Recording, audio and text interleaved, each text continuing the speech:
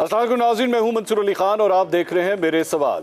नाज़रीन, रियासत के अमूर चलाने के लिए जो उसूल वज़ा किए जाते हैं, ज़ाब्ते बनाए जाते हैं, कायदे और कानून लिखे जाते हैं, वो रियासत का आइन होता है। हमारा भी एक आइन है जिसमें हुकूमत चलाने के रहनुमा उसूल लिख दिए गए हैं। उस आइन में लिख दिया गया है कि कोई भी असेंबली अपनी मुद्दत पूरी करके खुद ब खुद तहलील हो या किसी भी वजह से कोई असेंबली तोड़ी जाए, चाहे वो असेंबली किसी सूबे की हो या विफाक की हो, वहां 90 दिन के अंदर अंदर इलेक्शन होगा। आइन अगर कहता है कि 90 दिन में इलेक्शन होगा तो यही कानून है, यही रिवायत है और यही असूल है। इलेक्शन कमीशन ने इंतखाबात मुलतवी करने का जो भी जवाब दिया वो एक तरफ, लेकिन आइन में ये कहाँ लिखा है कि खजाने में पैसे होंगे तभी इलेक्शन होंगे? आइन में ये कहाँ लिखा है कि मुल्क में मुकम्मल अमन व अमान होगा तभी इलेक्शन होंगे? आइन में ये कहाँ लिखा है कि फौज की सिक्योरिटी मिलेगी तभी इलेक्शन होंगे? अगर ये सब कुछ नहीं लिखा तो फिर अब 2 सूबों में इलेक्शन ना करवाने का क्या जवाब बनता है? और आज जो मेरे कप्तान की 2 असेंबली गलत, जाती अना और गैर कानूनी कह रहे हैं, यही सब कल मेरे कप्तान को क्या चैलेंज दे रहे थे, सुनिएगा जरा। जी नाज़रीन, और फिर जब मेरे कप्तान ने यह चैलेंज कबूल कर लिया और असेंबलियां तोड़ दी तो उन्होंने अपने मौक़िफ़ से एक बड़ा सा यू टर्न ले लिया। इस तरह का इलेक्शन जो है ये इस मुल्क में अफरा तफरी लाएगा, इस मुल्क में जो है वो अनारकी लाएगा, इस मुल्क में अदम इस्तेहकाम लाएगा। तो नाज़रीन, अब सारी हुकूमत इलेक्शन मुलतवी करने के फैसले के साथ खड़ी हो गई है, तो पीटीआई ने इस फैसले को सुप्रीम कोर्ट में चैलेंज करने का ऐलान किया है। इलेक्शन कमीशन की तरफ से इंतखाबात मुलतवी किए जाने पर मेरे 15 सवाल हैं। सवाल नंबर 1, क्या इलेक्शन एक्ट 2017 की रूह से इलेक्शन कमीशन इंतखाबात को मुलतवी कर सकता है? सवाल नंबर 2, क्या सुप्रीम कोर्ट के फैसले के बाद इलेक्शन कमीशन का इंतखाबात मुलतवी करना कानूनी फैसला है? सवाल नंबर 3, अगर इलेक्शन मुलतवी हो जाए तो निगरान हुकूमत की आईनी हैसियत क्या रह जाएगी? सवाल नंबर 4, वजारत खजाना ने गैर मामूली मुआशी और इक्तिसादी बहरान के सबब फंड जारी करने से माजूरी जाहिर की है। इलेक्शन कमीशन ने पंजाब और खैबर पख्तूनख्वा में इलेक्शन के लिए 20 अरब रुपए की दरख्वास्त की थी। अगर यूथ प्रोग्राम के लिए 150 अरब खर्च किए जा सकते हैं तो 2 सूबों के इंतखाबात के लिए 20 अरब रुपए कौन सी बड़ी रकम है? सवाल नंबर 5, पंजाब में अमन व अमान की सूरत हाल बहुत बेहतर है, ऐसे में अमन व अमान के खदशात को बहाना बनाकर इलेक्शन मुलतवी करना क्या एक मजाक नहीं? सवाल नंबर 6, क्या इलेक्शन के इल्तवा से यह तासुर मजीद गहरा नहीं हो जाता कि नून लीग इलेक्शन से हर सूरत फरार चाहती है? सवाल नंबर 7, पाकिस्तान तहरीक इंसाफ पीडीएम पर इलेक्शन से फरार का इल्जाम लगाती रही है, इलेक्शन मुलतवी होने से क्या पीटीआई का यह मौक़िफ़ दुरुस्त साबित हो गया है? सवाल नंबर 8, इलेक्शन कमीशन का 1 माह पहले तक यह मौक़िफ़ था कि इलेक्शन की तारीख देना उसका इख्तियार नहीं। अगर तारीख देना उसका इख्तियार नहीं है तो क्या दीवी तारीख के बावजूद इलेक्शन मुलतवी कर देना उसका इख्तियार है? सवाल नंबर 9, इलेक्शन कमीशन की तरफ से इलेक्शन मुलतवी किए जाने के बाद पीटीआई एहतजाज तेज करने का कह रही है। वकला ने फैसले को मुस्तरद किया है। मुल्क में पहले ही अफरा तफरी की सूरत हाल है, तो इस फैसले से सियासी अफरा तफरी बढ़ेगी या कम होगी? सवाल नंबर 10, क्या सुप्रीम कोर्ट इलेक्शन कमीशन के इंतखाबात मुलतवी करने के फैसले को कलअदम करार देगी? सवाल number 11, Tehreek Insaf election commission के फैसले के खिलाफ किस शिद्दत से नई तहरीक चलाएगी? सवाल नंबर 12, इलेक्शन मुलतवी करने से मेरे कप्तान की मकबूलियत कम होगी या इसमें मजीद इजाफा होगा? सवाल नंबर 13, इलेक्शन कमीशन ने इलेक्शन की नई तारीख 8 अक्टूबर की दी है, लेकिन इसकी क्या गारंटी है कि इस तारीख पर भी इलेक्शन हो पाएंगे या नहीं? सवाल नंबर 14, जिन मसाइल को जवाब बनाकर इलेक्शन कमीशन ने इलेक्शन मुलतवी किए हैं, क्या अगले 6 माह में वो तमाम मसाइल हल कर लिए जाएंगे? सवाल नंबर 15, अगर 8 अक्टूबर तक भी अमन व अमान की सूरत हाल ऐसी ही रही और मुआशी हालात भी ऐसे ही रहे तो क्या इस साल इलेक्शन होंगे भी या नहीं? इन तमाम 15 सवालों के जवाब ढूंढने की कोशिश करते हैं। हम नून की सीनियर रहनुमा आज़मा बुखारी साहबा इस वक्त मौजूद हैं। सीनियर तज्ज़ियाकार सलीम बुखारी साहब भी आज हमारे साथ प्रोग्राम में शरीक हैं और हमें ज्वाइन कर रहे हैं सीनियर तज्ज़ियाकार आमिर ज़िया साहब। मैं सबसे पहले आज़मा बुखारी साहबा के पास जाना चाहूँगा। आज़मा साहबा, आज सुबह सुबह ये खबर आई कि हुकूमत के जो अटर्नी जनरल हैं उन्होंने भी अपने ओहदे से इस्तीफ़ा दे दिया और जाहिर बात है बाज़गत यही है कि ये जो भी फैसला हो रहा है, अटर्नी जनरल जो हैं वो इससे ज़्यादा मुतमईन नहीं थे, चूँकि सुप्रीम कोर्ट अपना ऑलरेडी एक फैसला दे चुकी है। ये आपकी हुकूमत का तीसरा बड़ा इस्तीफ़ा है। पहले वज़ीर ख़जाना ने इस्तीफ़ा दिया, मिफ्ता इस्माइल साहब ने, उसके बाद चेयरमैन नैब ने इस्तीफ़ा दिया, अब अटर्नी जनरल भी इस्तीफ़ा दे चुके हैं। गलती पे गलती होती जा रही है और एक और बहुत बड़ी गलती करने जा रही है क्या नून लीग? बहुत शुक्रिया मंसूर साहब। देखिए, पहली तो बात यह है कि मेरे तो सुनने में ये आया है कि उनसे इस्तीफ़ा लिया गया है और जाहिर है ये कानूनी मामलात को जो है वो सुप्रीम कोर्ट में टेकअप करने के लिए अटॉर्नी जनरल एक बहुत अहम किरदार अदा करते हैं। और मेरी तो इतलात के मुताबिक दो एक जगहों पर पहले भी अटॉर्नी जनरल साहब को कुछ और कहा गया था, हुकूमत की इंस्ट्रक्शंस कुछ और थी, लेकिन वो इंस्ट्रक्शंस जो हैं उन्होंने फॉलो नहीं की और वो जाकर कोर्ट के अंदर उन्होंने वो केस उस तरह से प्रेजेंट नहीं किया जिस तरह से उनको कहा गया था।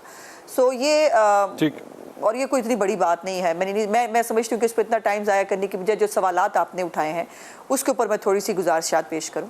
पहली तो मेरी गुजारिश आपसे ये है कि आइन की सिर्फ एक शिक जो है वो आपने उसके ऊपर एम्फसाइज़ किया जो 90 डेज़ की कंडीशन है, जो बिल्कुल दुरुस्त है, लेकिन उसके साथ साथ ये आइन जो लिखा गया है इसके अंदर सिर्फ एक शिक नहीं है। इस आइन के अंदर मुख्तलिफ शिकें हैं और एक पूरा एक स्कीम ऑफ कॉन्स्टिट्यूशन है जिसके अंदर ख़ास तौर पे अगर सिर्फ इलेक्शंस के हवाले से देखा जाए, इलेक्शंस कैसे होंगे, इलेक्शंस कौन करवाएगा, इलेक्शंस के इंतज़ामी मामलात कैसे होते हैं, उसको जो है कौन कौन से इदारे उसके अंदर हेल्प करते हैं और वो पूरा एक नेटवर्क बनाया जाता है। अब ये भी हमारा आईन पाकिस्तान ही कहता है कि एक असम्बली की मुद्दत जो है वो 5 साल होगी और ये पहले से प्रेसिडेंट्स मौजूद हैं। ज़फ़रुल्लाह जमाली साहब की असम्बली जो है बलोचिस्तान के अंदर वो तोड़ी गई थी सीएम की तरफ से, सो उसको भी हाई कोर्ट ने जो है वो रीइंस्टेट कर दिया, ये कह के कि एब्सोल्यूट इख्तियार एक सीएम के पास जो है वो नहीं हो सकता। उसके बाद मंजूर भट्टू साहब ने भी एक ऐसी कोशिश की थी, उसको भी रीइंस्टेट असम्बली को कर दिया गया था, ये कहकर कि इस जो इख्तियार है इसके ऊपर चेक एंड बैलेंस होना चाहिए। और अब ये जो केस है पंजाब के जो हालात हैं ये एक इम्पॉर्टेंट केस से शुरू हुए ये सब चीज़ें।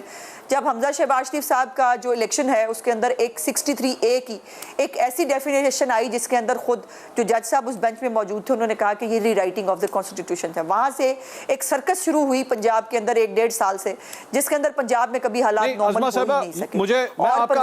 मुझे सिर्फ इस पॉइंट पे 1 मिनट जरा सवाल करने दीजिए, इस पॉइंट पे सवाल करने दीजिए। तो फिर क्या मैं ये कहूँ, अगर जिस तरह पाकिस्तान तहरीक इंसाफ ये कह रही है कि अगर अब इलेक्शन मुलतवी हो गए हैं तो फिर इसका मतलब है कि पंजाब असेंबली दोबारा बहाल हो चुकी है, परवेज इलाही साहब दोबारा वजीर आला बन चुके हैं? जी नहीं, ऐसा नहीं है। ये मैंने कहा कि ये इख्तियार अदालत के पास है और ये इख्तियार के ऊपर अदालत में बात हुई। जिस फैसले की आप बात कर रहे हैं कि सुप्रीम कोर्ट ने फैसला दिया, उस फैसले के अंदर उस बेंच जो है वो कैसे बना था, उसके अंदर जो है वो 9 जजेस कराम मौजूद थे जिनमें से जो है वो टेकअप किया गया इस बात को भी कि इस नुक्ते को देखने की ज़रूरत है कि क्या पंजाब असम्बली सही डिज़ोल्व हुई है या नहीं, जिसके ऊपर वादा किया गया पूरे कोर्ट के अंदर चीफ साहब की तरफ से कि इसको टेकअप किया जाएगा, इस मैटर को, और इसके ऊपर बात की जाएगी। लेकिन जब फैसला आया तो इस मैटर के ऊपर कोई बात मौजूद नहीं थी और वो फैसला जो हम समझते हैं, हमने उसका इजहार भी किया कि 2 जजेस का नाम जिन्होंने रिटर्न उस सुओ मोटो के ऊपर जो था गुलाम डोगर की, वो बड़ा खुशकिस्मत डोगर साहब हैं जिनके हर एक मामले के अंदर पंजाब का इलेक्शन आ जाता था। सो उसके ऊपर उन्होंने जो है लिख के रिटर्न अपनी ऑब्जेक्शंस जो है वो दी, वो उसका हिस्सा थी उस जो है फैसले का। लेकिन जो जब फैसला सुनाया गया तो उसको जो है वो 3-2 का फैसला कहकर जो है ये फैसला दे दिया गया। तो अच्छी बात है, सुप्रीम कोर्ट में दोबारा अगर ये बात जाती है तो मैं समझती हूँ कि हुकूमत को जो है वो पार्लियामेंट की राय, जो अभी ज्वाइंट सेशन चल रहा है उसके ऊपर राय भी आनी बाकी है और हुकूमत को तमाम सियासी माहौल भी सुप्रीम कोर्ट के सामने रखने चाहिए। सुप्रीम कोर्ट के फैसले, क्या आपकी ये ख्वाहिश है? एक लाइन मुझे सवाल करने दीजिए, क्या आपकी ये ख्वाहिश है कि पंजाब असेंबली दोबारा बहाल हो जाए?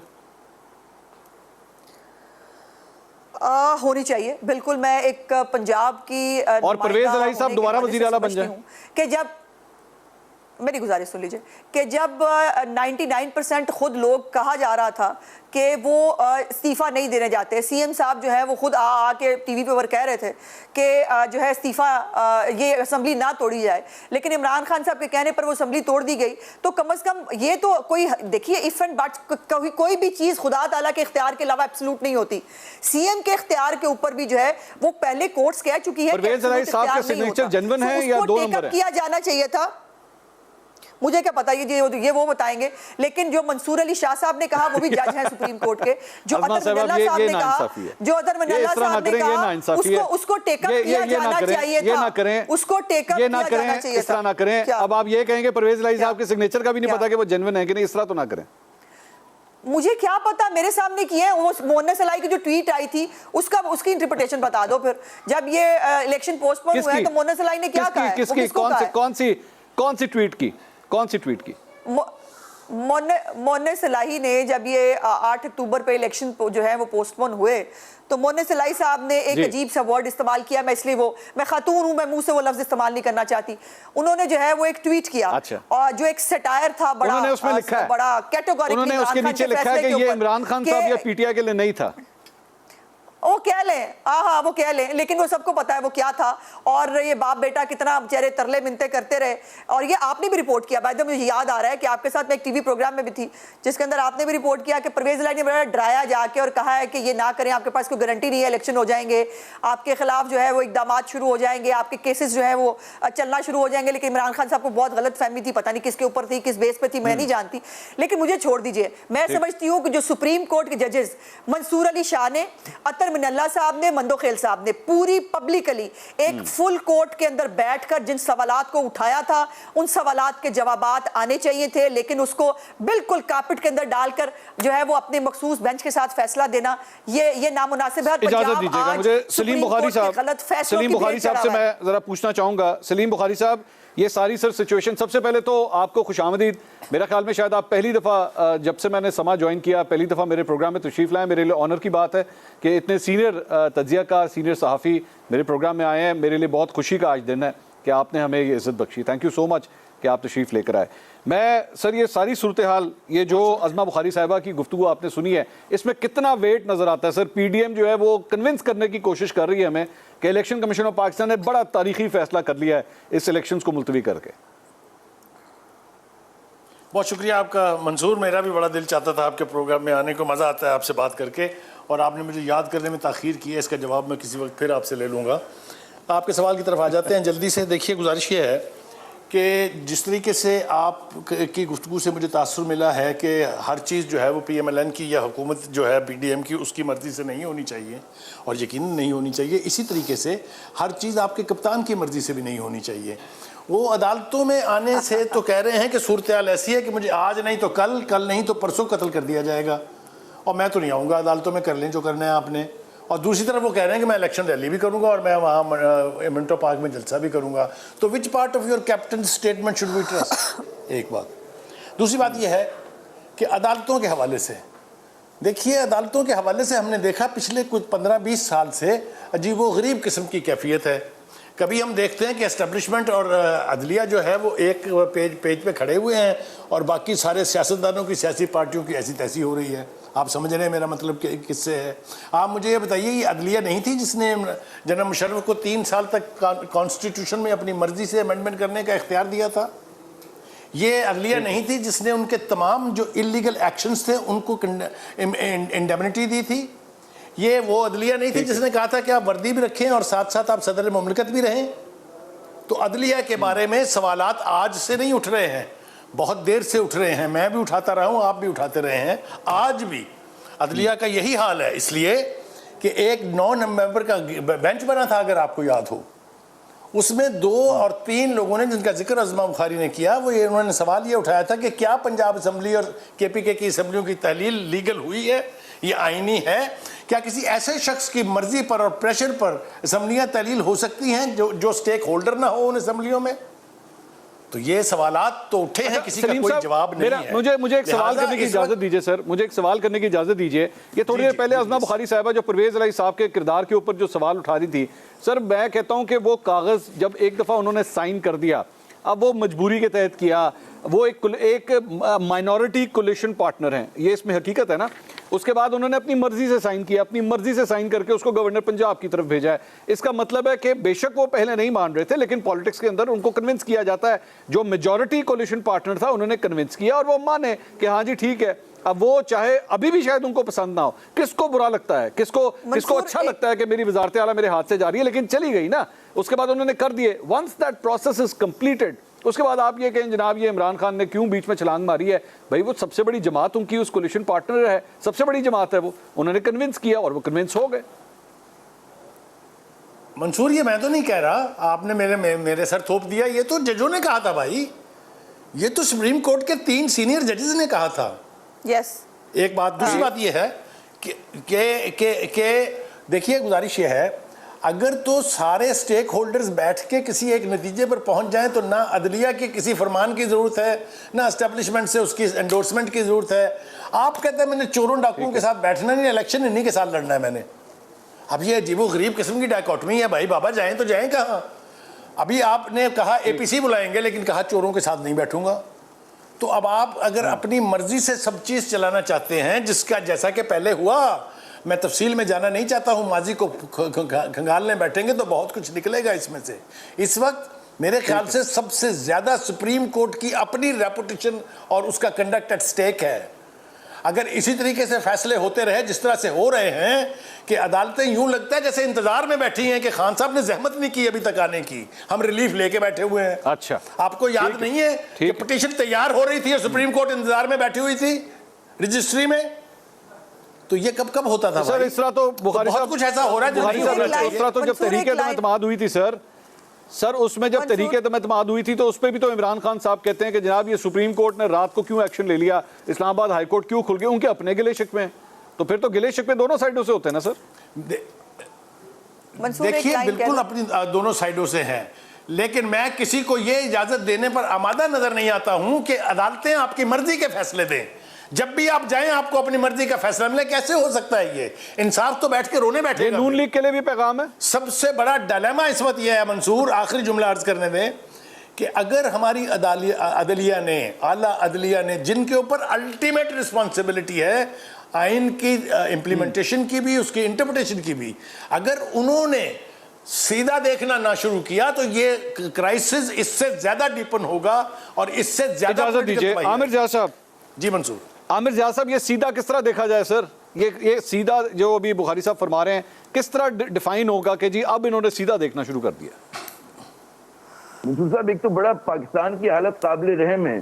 काबिल रहम मैं इसलिए कह रहा हूँ कि जिनके पास इख्तियारात हैं, जिस किस्म के फैसले कर रहे हैं, और फैसले क्या, उनको इस मुल्क को मुश्किलात से निकालने का ना कोई मंसूबा है उनके पास, ना आपके पास कोई हिकमत अमली नजर आती है, और आप देखते हैं कि आपका सियासी माशी इंतजामी बुहरान जो है वो गहरे से गहरा हो रहा है। और अब अगर एक इदारा जो खड़ा हुआ है जिसकी तरफ बहुत सारे लोग देखते हैं कि जनाब वो इस कहते हैं ना कि जो एक पूरे के इत्तेहाद बना हुआ है, मतलब है कि जो चाहते हैं कि इसी तरह मामला चलते रहे, इंतखाबात भी ना हो इस मुल्क के अंदर, और जनाब एक नामुकम्मल कौमी असम्बली के तहत आप चलाते रहे मामला को, तो और ऐसी निगरान हुकूमतों के साथ चलाएं जो खुद बड़ी मुतनाज़ा है, उनके एक्शन से दिखा दिया कि कितनी वो है। तो उसमें आप देखें एक इदारा है वो जुडिशरी का है, उसमें हुकूमत जिस तरह से आला अदलिया को बदनाम करने के लिए सस्टेन तरीके से काम कर रही है, तो वो मेरे ख्याल में एक और मतलब है इस मुल्क के अंदर एक और एक बड़ा मसले की तरफ हम जा रहे हैं।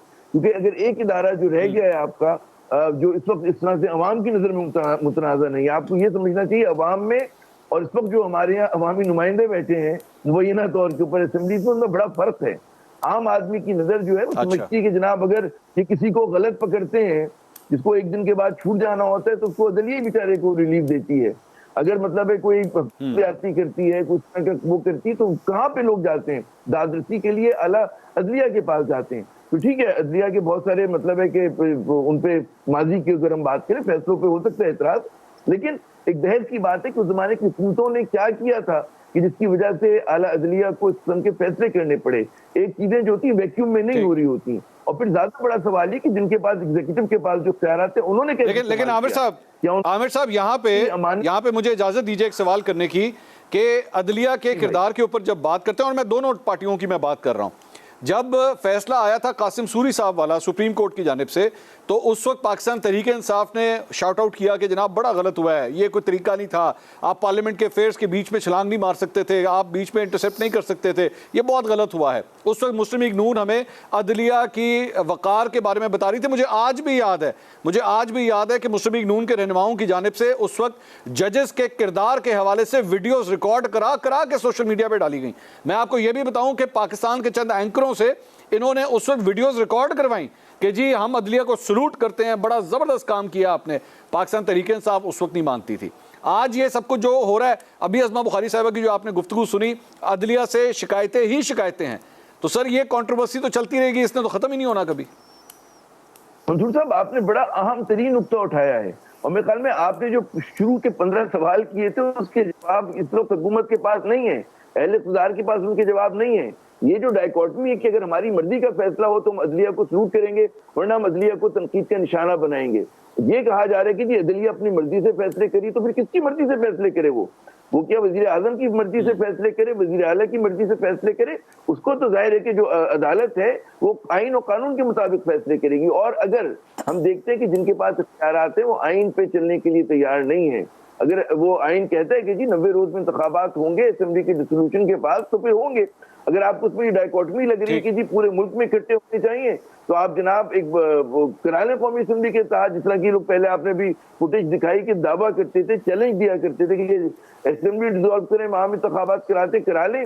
वरना अगर कोई बीच की राह निकालनी है तो फिर ठीक है, 2-4 महीने आप पीछे चले जाएं, 2-4 महीने वो आगे आ जाएं, तो कहीं ना कहीं पे आपको नजर आना चाहिए। आमिर साहब, एक ब्रेक मैंने लेनी है। सलीम बुखारी साहब ने भी हाथ खड़ा किया हुआ है, वो ना चाह रहे हैं। अज़मा साहिबा भी एक लाइनर बीच में देना चाह रही थी, मुझे ब्रेक का कहा जा रहा है। नाज़रीन, एक ब्रेक लेते हैं, ब्रेक के बाद डिस्कशन को आगे बढ़ाएंगे। Please stay with us. नाज़रीन, welcome back after the break. हम बात कर रहे थे इलेक्शन के हवाले से।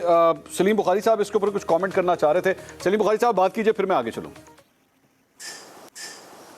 जी, मैं ये अर्ज करना चाह रहा था मंसूर के हम सियासी जमातें क्या कहती हैं, मेरे ख्याल से उसको ज़रा हम एक तरफ रख दें। अगर दोनों तहरीक इंसाफ क्या कहती है, PDM क्या कहती है, लेकिन सुप्रीम कोर्ट के जजेस क्या कहते हैं, उनकी बात को तो मेरे ख्याल से फेंका नहीं जा सकता।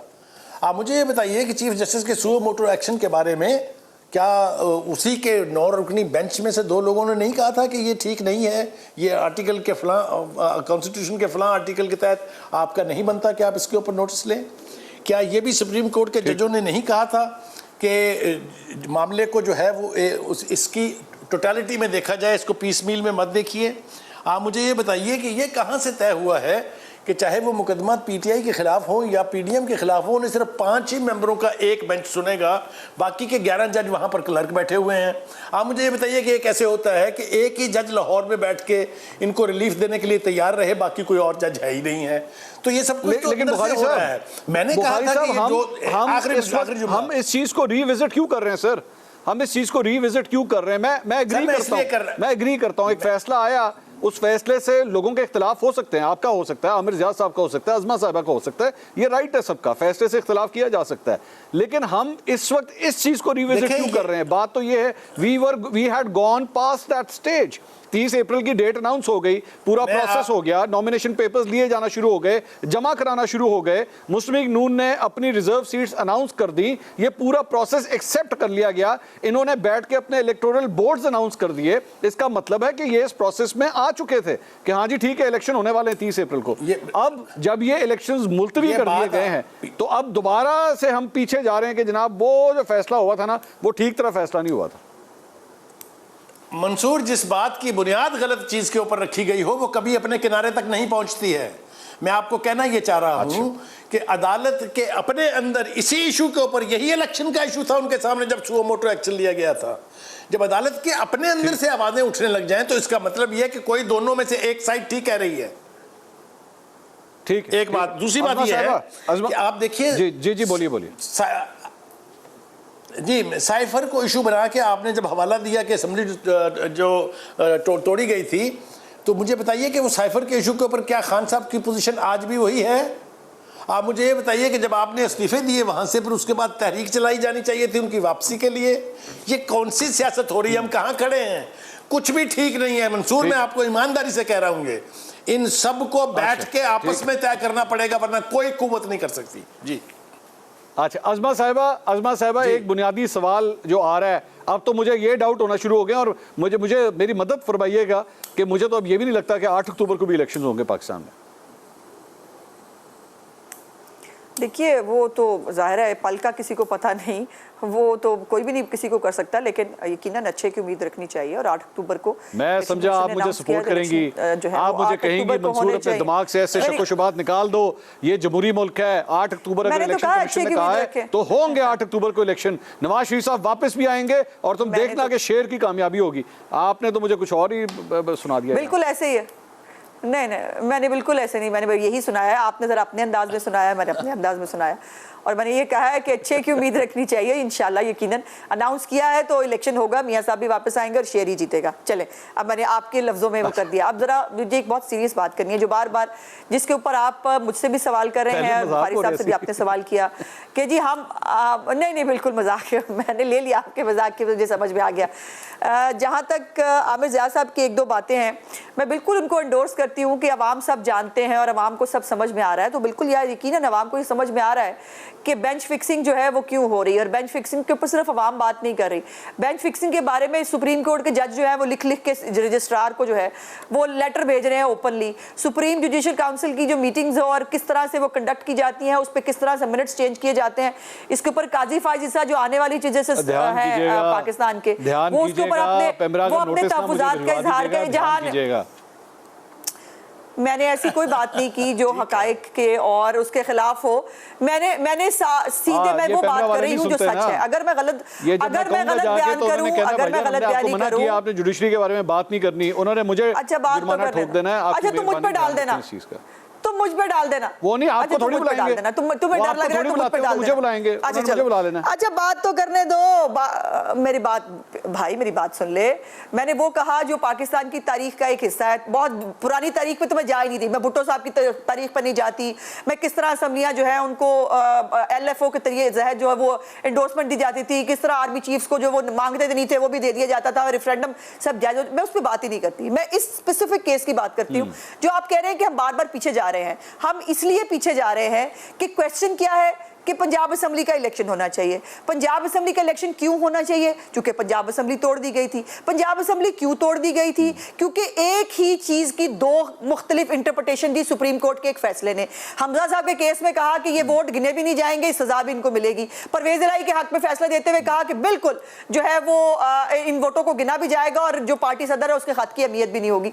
तो भाई इसलिए ये तमाम चीजें इंटरलिंक्ड हैं। ये इंटरलिंक्ड है तभी तो पंजाब के अंदर पंजाब का 12 करोड़ का सूबा जो है वो बगैर नुमाइंदगी के कितने महीनों से मौजूद है। और उसके अंदर, और जो आपने कहा कि परवेज इलाही ने साइन कर दिए थे, परवेज इलाही की एक ऑडियो सुनी थी ना जिसमें वो फवाद चौधरी को मां बहन की गालियां निकाल रहे थे, वो तो उसके बाद भी रिग्रेट कर रहे थे असेंबली तोड़ने के बाद कि काश फवाद चौधरी पहले पकड़ा जाता, मेरी असेंबली ना टूटती। जी फवाद चौधरी, उसके बाद फवाद चौधरी ने उन्हीं परवेज इलाही को साथ खड़ा करके परवेज इलाही को साथ खड़ा करके अनाउंस किया कि जनाब पाकिस्तान तहरीक इंसाफ के सदर ये हैं।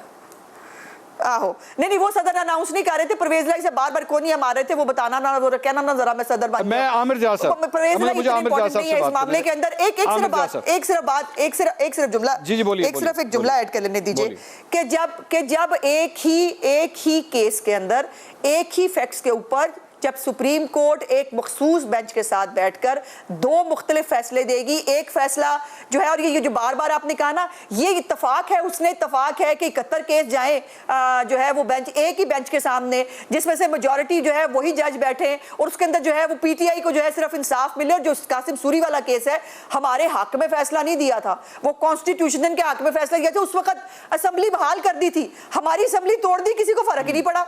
12 करोड़ की असेंबली तोड़ दी गई, किसी को फर्क नहीं पड़ा, किसी ने सोचा भी नहीं कि ये असेंबली क्यों तोड़ी गई है, इसको भी रीइंस्टेट होना चाहिए।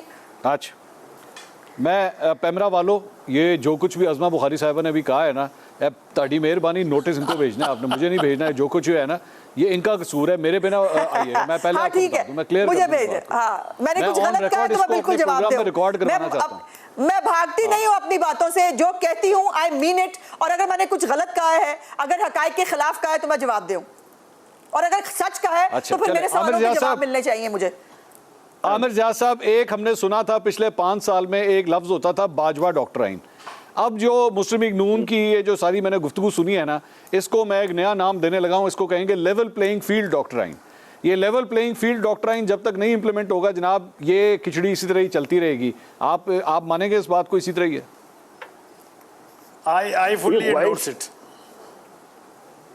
मैं अर्ज करूं, जो लेवल प्लेइंग फील्ड का है ना, मुझे ये समझ में नहीं आ रहा है कि तकाबुल हम गलत चीजों का तो नहीं कर रहे।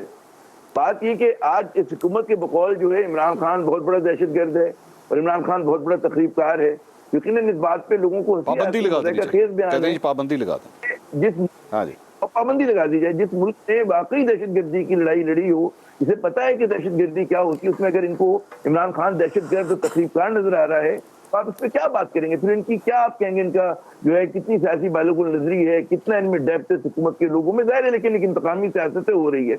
उससे ज्यादा मजा का खेत बात थी कि आप कहने के जी इमरान खान बहुत बड़ा करप्ट बदनवान शख्स है, और फिर लोग सवाल करते हैं तो फिर बहुत बड़े ईमानदार जो शहबाज शरीफ साहब हैं, नवाज शरीफ साहब हैं, उनके फर्जंद हैं, उनके मतलब है और चाहने वाले हैं, तो लोग मेरे ख्याल में पाकिस्तानियों की परसेप्शन जरा देखें तो कि कहते क्या है। मतलब अगर आप तकाबुल करें, जो लेवल प्लेइंग फील्ड की बात हो रही है ना कि इमरान खान बमुकाबला शरीफ खानदान, तो मेरे ख्याल में आप अगर अभी माइक लेके निकल जाए, कराची में निकल आए, ठीक है, आप लाहौर की गलियों में घूमे, पिंडी घूमे, तो खुद कह देंगे, मुझे कुछ कहने की जरूरत नहीं है। तो बात ये है कि इस पे ये इस तरह के इल्जाम आते हैं, बड़े भोंडे, इस पे हंसी आने वाले इल्जाम आते हैं कि एक तरफ तोशा खाने की घड़ी का मामला है और एक तरफ अरबों रुपए की मनी लॉन्ड्रिंग है, अरबों रुपए की, वो उन्हीं घरों में रहने के जिन पे इल्जाम आते, जिसका डिनायल किया करते थे। तो बात की कि यहाँ पर तो इस मुल्क के साथ जो कुछ हुआ, उन केसेस को क्वाश किया गया, वो जिस तरह के आपने मतलब है कि एक तरफा जो है नैब के कानून में तब्दीली की गई, जिसका टोटल बेनिफिशरी जो है शरीफ खानदान और उनके करीबी लोग हैं और कुछ मतलब पीपल्स पार्टी के लोग हैं इस मुल्क। अच्छा आमिर साहब मैं आपसे एक सवाल करना चाह रहा हूँ, क्योंकि ये जो अभी थोड़ी देर पहले आपने टॉपिक कहा ना कि बड़ी भोंडी चीज़ें हैं जो जिस पे इमरान खान को बुलाया जा रहा है, मैं ज़रा इस पे डिटेल से ज़रा बात करना चाह रहा हूँ, and I am going to come back to you, क्योंकि मैं ज़रा इस पे आपसे कमेंट ज़रूर लेना चाह रहा हूँ। लेकिन ब्रेक का कहा जा रहा है, एक हमें पैमरा से बहुत डर लगता है, और दूसरा ये जो मेरे प्रोड्यूसर साहब जो मुझे ब्रेक का कहते हैं मुझे उससे बहुत डर लगता है। तो मैं इसलिए ब्रेक लेता हूँ, ब्रेक के बाद डिस्कशन को आगे बढ़ाएंगे, हमारे साथ रहिएगा। नाज़रीन welcome back after the break. Break से पहले आमिर ज़िया साहब फरमा रहे थे कि इमरान खान साहब के खिलाफ जो कुछ भी ये केसेस वगैरह बन रहे हैं, ये तोशाखाना का मामला या ये बाकी जो चीज़ें हैं, ये बड़ी भोंडी किस्म की चीज़ें हैं, आपको इमरान खान के खिलाफ कुछ मिलता नहीं है।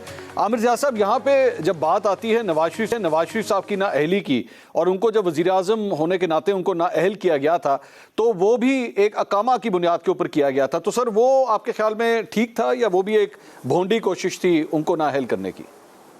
मेरे ख्याल में जो इस पे इल्जामात थे जिस नौयत के थे, उसके हवाले से उनके केस को खराब किया गया, उनके हक में मतलब जो प्रोसिक्यूशन का केस बिगाड़ा गया, और जिन चीजों पर उनको सजा मिलनी चाहिए थी उनसे बचा दिया गया। और एक मिनट